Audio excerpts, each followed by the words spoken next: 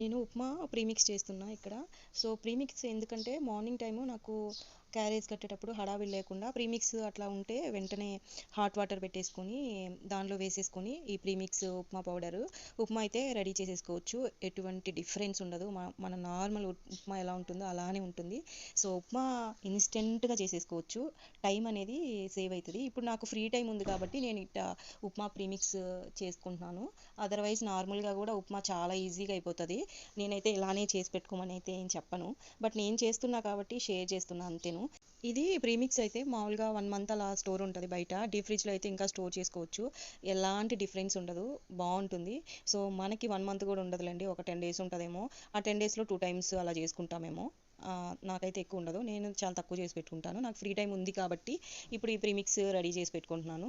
ఈజీగా ఉంటది మార్నింగ్ రోజు దోస, వడ ఎందుకని. ఇది రెడీ చేసేది కూడా చాలా ఈజీ అనమాట. ఇది ఉప్మా ప్రాసెసే. కాకపోతే నేను ఆనియన్స్ అవి తడి లేకుండా కొంచెం డ్రై చేసుకొని అప్పుడు పోపు పెట్టేసుకొని దాంట్లో రవ్వేసుకొని బాగా ఎంచి పక్కన పెట్టేసుకున్నా. హాట్ వాటర్‌లో ఈ పొడేసుకొని బాగా ఉడికించుకుంటే ఉప్మా రెడీ అయిపోతుంది. నెక్స్ట్ వీడియోలో ఎలా